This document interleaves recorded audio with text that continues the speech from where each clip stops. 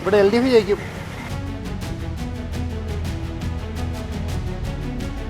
ദേശീയ ജനാധിപത്യ സഖ്യം അല്ലെങ്കിൽ NDAയുടെ സ്ഥാനാർത്ഥി വിജയിക്കുവാനാണ് സാധ്യത. ഇതൊക്കെ അത് തന്നെ ടൈറ്റ് മത്സരം. BJP ജയിക്കുമെന്നും LDF ജയിക്കുമെന്നും പറയാൻ പറ്റില്ല. പണം ഉണ്ടെങ്കിൽ എല്ലാവരും കട്ടെടുക്കും. രാഷ്ട്രീയക്കാരും അങ്ങനെ തന്നെയല്ലേ, എല്ലാവരും അങ്ങനെയാണ്, നമ്മളും അങ്ങനെ തന്നെയാണ്. ഒരു പത്മകുമാറകത്ത് കിടന്നു എന്നുള്ളതിൻ്റെ പേരിൽ CPM-കാരെല്ലാം കള്ളന്മാരാണെന്ന് പറയാൻ പറ്റില്ലല്ലോ. കോൺഗ്രസിന് വാഗ്ദാനം മാത്രമേ ഉള്ളൂ, തട്ടിപ്പാണ് UDF എന്ന് പറയുന്നത്. അവർ നടപ്പാക്കുന്നവരല്ല. അഴിമതിയുടെ കൂത്തരങ്ങായി UDF-ൻ്റെ ഭരണകാലം മാറിയിട്ടുണ്ട്.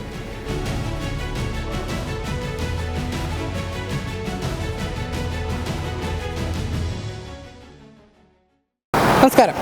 നമ്മൾ ഇന്നത്തെ നിൽക്കുന്നത് തൊടുപുഴ നിയോജക മണ്ഡലത്തിലാണ്. കഴിഞ്ഞ 50 വർഷക്കാലമായി ഇവിടെ നിന്ന് ജയിച്ചു കയറിയിരുന്നത് കേരള കോൺഗ്രസ് നേതാവായ PJ ജോസഫാണ്. ഇത്തവണ അദ്ദേഹത്തിൻ്റെ അനാരോഗ്യം കാരണം മകൻ അപ്പു ജോൺ ജോസഫാണ് UDF സ്ഥാനാർത്ഥിയായി ഇവിടെ നിന്ന് മത്സരിക്കുന്നത്. LDF സ്ഥാനാർത്ഥിയായി സിറിയക് ചാഴിക്കാടനും 2020 സ്ഥാനാർത്ഥിയായി റോയ് വാരിക്കാട്ടും ഇവിടെ നിന്ന് മത്സരിക്കുകയാണ്. ശ്രദ്ധേയമായ മറ്റൊരു കാര്യം, ആം ആദ്മി പാർട്ടിയും തങ്ങളുടെ സ്ഥാനാർത്ഥിയെ പ്രഖ്യാപിച്ചിട്ടുണ്ട്. ബേസിൽ ജോണാണ് ആം ആദ്മി പാർട്ടിയുടെ സ്ഥാനാർത്ഥി. PJ ജോസഫിനെ പിന്തുണച്ചിരുന്ന തൊടുപുഴ നിയോജക മണ്ഡലം ഇത്തവണ അദ്ദേഹത്തിൻ്റെ മകനെ പിന്തുണയ്ക്കുമോ, അതോ ഇത്തവണത്തെ കാറ്റ് ഇടത്തേക്ക് മാറ്റി വീശുമോ? NDAക്ക് നിർണായകമായ വോട്ടുകളുള്ള ഈ മണ്ഡലത്തിൽ എന്താകും NDAയുടെ സ്ഥിതി? അത് നമുക്ക് കേൾക്കാം ജനങ്ങളുടെ വാക്കുകളിൽ നിന്ന് തന്നെ. ഇവിടെ LDF ജയിക്കും. എന്താണ് അങ്ങനെ ഒരു ചാഴികാട് അങ്ങനെ അത്ര ഒരു ആത്മവിശ്വാസത്തിൻ്റെ എന്ന് പറഞ്ഞാൽ 10 വർഷക്കാലമായി തൊടുപുഴയിൽ MLA ഇല്ല. തൊടുപുഴയുടെ വികസനം മുരടിച്ചിരിക്കുകയാണ്. ഇവിടെ ഒട്ടേറെ കാര്യങ്ങളുണ്ട്. MLAയുടെ ആഫീസ് പോലും തുറക്കാറില്ല തൊടുപുഴയിൽ. അതുകൊണ്ട് MLA പൊടി പോലും കാണുവാനില്ല. അതുകൊണ്ട് തന്നെ ഇവിടെ ജനങ്ങൾ വലിയ പ്രതിഷേധത്തിലാണ്. അതുകൊണ്ട് തന്നെയാണ് പറയുന്നത്, വളരെ ചെറുപ്പക്കാരനായിട്ടുള്ള ഒരാളാണ് സിറിയക് ചാഴികാടൻ. അദ്ദേഹം ഇവിടെ വിജയിക്കും എന്ന് തന്നെയാണ് ഞങ്ങളുടെ വിശ്വാസം. തുടർഭരണം പ്രതീക്ഷിക്കുന്നുണ്ടോ? തുടർഭരണം, കേരളത്തിൽ തുടർഭരണം ഉണ്ടാകും. പക്ഷേ ഒരുപാട് രണ്ടാം പിണറായി സർക്കാരിനെ ഒരുപാട് വിവാദങ്ങൾ പ്രതിപക്ഷം ഉണ്ടാക്കുന്നതല്ലേ, അല്ലാതെ വെറും ആരോപണങ്ങളല്ലല്ലോ, അതിൽ കഴമ്പുണ്ടല്ലോ. അല്ല, ആ കഴമ്പ് ഇതുവരെയായിട്ടും കോടതിയിൽ പോയാൽ പോലും തെളിയിക്കാൻ കഴിയുന്നില്ലോ. ആരോപണങ്ങൾ ആർക്കും ഉന്നയിക്കാം, പക്ഷേ അത് തെളിയിക്കാൻ കഴിയുന്നില്ലല്ലോ പ്രതിപക്ഷത്തിന്. അല്ല, തെളിയിക്കപ്പെട്ടിട്ടില്ല എന്ന് പറയാൻ പറ്റില്ല. കാരണം സ്വർണ്ണക്കൊള്ളയിൽ അകത്ത് കിടന്നത് CPM-കാരാണ്. സ്വർണ്ണക്കൊള്ളയിൽ അകത്ത് കിടന്ന് അദ്ദേഹം, അത് കോടതി അന്വേഷിക്കുന്ന ഒരു കാര്യമാണ്. അദ്ദേഹം ദേവസ്വം ബോർഡിൻ്റെ ചെയർമാനായി പ്രസിഡൻ്റായിരുന്ന സമയത്ത് ഏതോ ഒരു പേപ്പർ ഒപ്പിട്ട് കൊടുത്ത് എൻ്റെ ഭാഗമായി ഒരാൾ മാത്രമല്ല, അതിനകത്ത് പ്രതികളായവർ മുഴുവൻ CPM-കാരാണ് എന്ന് പറയാൻ പറ്റില്ല. ഞാൻ ഇവിടെ അടൂർ പ്രകാശിനെ ചോദ്യം ചെയ്തല്ലോ, SIT ചോദ്യം ചെയ്തല്ലോ. അടൂർ പ്രകാശ് പ്രതിയാണെന്ന് SIT പറഞ്ഞിട്ട് അല്ല ഞാൻ ചോദ്യം ചോദിച്ചിട്ടുണ്ടല്ലോ ഒരുപാട് പേരെ. അതുപോലെ തന്നെ അന്നത്തെ ഉദ്യോഗസ്ഥന്മാരടക്കം കോൺഗ്രസിൻ്റെ അനുകൂല സംഘടനയായിട്ടുള്ള ആ സംഘടന ആളുകൾ പോലും അകത്ത് കിടന്നിട്ടുണ്ടല്ലോ. ഒരു പത്മകുമാർ മാത്രമല്ലല്ലോ. പക്ഷെ അവരെ ചോദ്യം ചെയ്തെങ്കിൽ പോലും അറസ്റ്റ് ചെയ്ത് കേസെടുത്ത് അറസ്റ്റ് ചെയ്ത് CPM-കാരാണ്. അതിന് പ്രധാന കക്ഷി തന്ത്രിയാണല്ലോ. ആ തന്ത്രി അകത്ത് കിടന്നല്ലോ. ആ തന്ത്രിയെ അകത്തിട്ടിട്ടുണ്ട്. SITയുടെ പരിഗണന ഇരിക്കുന്ന ഒരു കേസായതുകൊണ്ട് കുറ്റക്കാരെ ആരാണെന്ന് ശിക്ഷിക്കപ്പെടട്ടെ.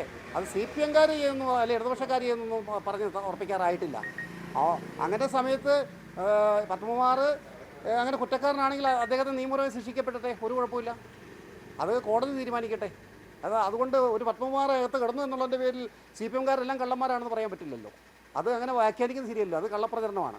അങ്ങനെയൊന്നും ജനം അങ്ങനെ വിലയിരുത്തിയിട്ടില്ല. ഈ ആരോഗ്യ മേഖലയിലെ വിവാദങ്ങൾ, ആരോഗ്യ മേഖല ഇന്ന് വളരെ നല്ല നിലയിലല്ലേ കേരളത്തിലെ.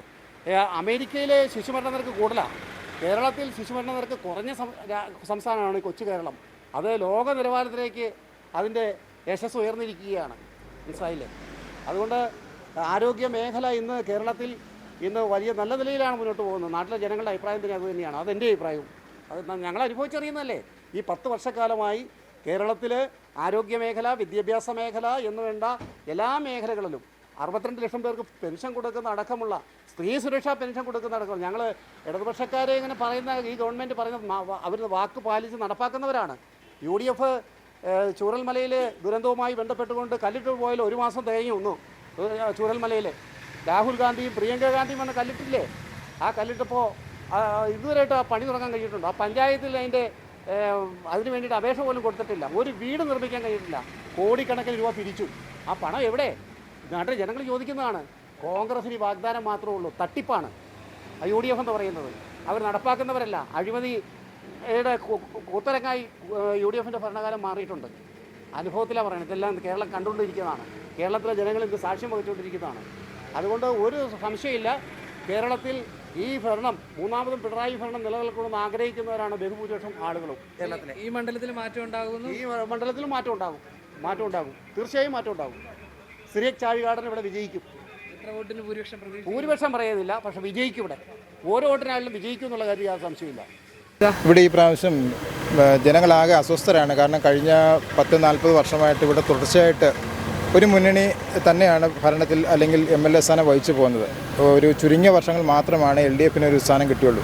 എന്നാൽ ഈ രണ്ട് മുന്നണികളും മാറി മാറി തൊടുപുഴയിൽ ഭരിച്ചിട്ടും വേണ്ട വിധത്തിൽ വികസനം എത്താത്തത് കൊണ്ട് തന്നെ ഈ പ്രാവശ്യം ദേശീയ ജനാധിപത്യ സഖ്യം അല്ലെങ്കിൽ NDAയുടെ സ്ഥാനാർത്ഥി വിജയിക്കുവാനാണ് സാധ്യത. കാരണം ജനങ്ങൾ മുഴുവൻ മാറി ചിന്തിച്ചു തുടങ്ങിയെന്നുള്ളതിൻ്റെ ഒരു വ്യക്തമായിട്ടുള്ള കാഴ്ചകൾ നമുക്ക് എല്ലാ സ്ഥലങ്ങളിലും എത്തുമ്പോഴും കാണാൻ സാധിക്കുന്നുണ്ട്. അപ്പം ഇവിടെ ഒരു മാറ്റം ഉണ്ടാവും എന്നാണ് തന്നെയാണ് തൊടുപുഴക്കാർ നഗരങ്ങളിലാണെങ്കിലും ഗ്രാമപ്രദേശങ്ങളിലൊക്കെ ആണെങ്കിലും ചിന്തിച്ചു തുടങ്ങിയിട്ടുണ്ട്. അതിൻ്റെ ഒരു മാറ്റം കാണാനുണ്ട്. ജനങ്ങളുടെ അഭിപ്രായങ്ങളിൽ നമുക്ക് മനസ്സിലാക്കാൻ സാധിക്കുന്നുണ്ട്. ജയിക്കുമെന്നൊന്നും പറയാൻ പറ്റില്ലായിരുന്നു. ഇതൊക്കെ അത് തന്നെ ടൈറ്റ് മത്സരം. BJP ജയിക്കുമെന്നും LDF ജയിക്കുമെന്നും പറയാൻ പറ്റില്ല. ഇപ്രാവശ്യം ഏറ്റവും കൂടുതൽ ട്രെൻഡ് BJPക്കും ഉണ്ട്, CPMനും ഉണ്ട്. ആര് ഭരണത്തിൽ വരും? അത് പറയാം, അത് CPM തന്നെ ഭരണത്തിൽ വരുള്ളൂ. ഭരണം വരും, അതാണ് സാധ്യത. പക്ഷേ പിണറായി വിജയൻ സർക്കാരിനെതിരെ വലിയ തോതിലുള്ള വിമർശനങ്ങളും ഒക്കെ ഉയരുന്നുണ്ട്. അതൊന്നും കാര്യമില്ലെന്നേ, അതൊക്കെ പുള്ളി തരണം ചെയ്തു പോകും. അതിന് കഴിവുള്ള നേതാവാണല്ലോ പുള്ളി, ഏത് കാര്യവും. അപ്പോൾ ഈ സ്വർണ്ണക്കൊള്ള ആരോപണവും ആശുപത്രിയിലെ ഇതിപ്പോൾ എല്ലാം കോൺഗ്രസിൻ്റെ കാര്യത്തിൽ ഉള്ളതല്ലേ ഇത്? അല്ല, കോൺഗ്രസിൻ്റെ കാര്യത്തിൽ സ്വർണ്ണക്കൊള്ള ഉണ്ടായിട്ടില്ലല്ലോ. അതൊന്നും പറഞ്ഞിട്ട് കാര്യം. ഇതൊക്കെ പണം ഉണ്ടെങ്കിൽ എല്ലാവരും കട്ടെടുക്കും. രാഷ്ട്രീയക്കാരും അങ്ങനെ തന്നെയല്ലേ, എല്ലാവരും അങ്ങനെയാണ്. നമ്മളും അങ്ങനെ തന്നെയാണ്. പണം ഉണ്ടെങ്കിൽ നമ്മൾ ആ കൂടെ കൂടും. പക്ഷേ ശബരിമലയിൽ എന്ന് പറയുന്നത് സാധാരണ പാവപ്പെട്ട ഭക്തരുടെ ശബരിമല, ഞാൻ ഒരു കാര്യം പറയട്ടെ, ശബരിമല നമ്മൾ പോകുമ്പം എന്തിനാണ് അവിടെ പണം ഇടുന്നത്? നമ്മളിവിടെ അയൽവക്കത്തിൽ പാവപ്പെട്ടവൻ അയൽവക്കത്തെ വീട്ടിൽ 3-4 പേര് പഞ്ഞം കിടക്കുമ്പോൾ അവർക്ക് കൊടുക്കുകയാണോ നല്ലത്, ശബരിമല കൊണ്ട് ഇടുന്നതാണോ നല്ലത്? അല്ല, അത് എന്തെല്ലാം സ്വർണം കൊടുക്കുന്നത് ശബരിമല. ഇവിടെ എത്രയോ പാവങ്ങൾ കൊണ്ടുവരുന്ന ആഹാരം കൊടുക്കാൻ മേലെ. ഞാൻ ശബരിമലയ്ക്ക് പോയിട്ടുള്ള ആളാണ്. പക്ഷേ അത് കൊടുക്കുന്ന ആളിൻ്റെ തീരുമാനമല്ലേ? അങ്ങനെയാ, അത് കൊടുക്കണം, തൃപ്തിയാകും. അപ്പം നമ്മളത് പുള്ളി ഉദ്ദേശിക്കുന്ന ശബരിമലയ്ക്ക് പോയാൽ പുള്ളിക്ക് തന്നെ ഗുണം കിട്ടണമെന്നല്ലേ പുള്ളി ആഗ്രഹിക്കുന്നത്. ഞാൻ പോയാലും ഞാൻ അങ്ങനെയല്ല ആഗ്രഹിക്കുന്നത്. അപ്പോഴും നമുക്ക് അനർഹമായത് എങ്ങനെ അത് മോഷ്ടിച്ചെടുക്കാൻ എന്താണ് അതിനകത്ത്? മോഷ്ടിക്കുന്നവന് ഒരുപാട് വരുമ്പോൾ ആൾക്കാർ എടുക്കുന്നത്. ചേട്ടൻ മോഷണത്തിനായിരിക്കുകയാണോ? മോഷണത്തിൽ ഒരിക്കലും ന്യായീകരിക്കുമല്ല.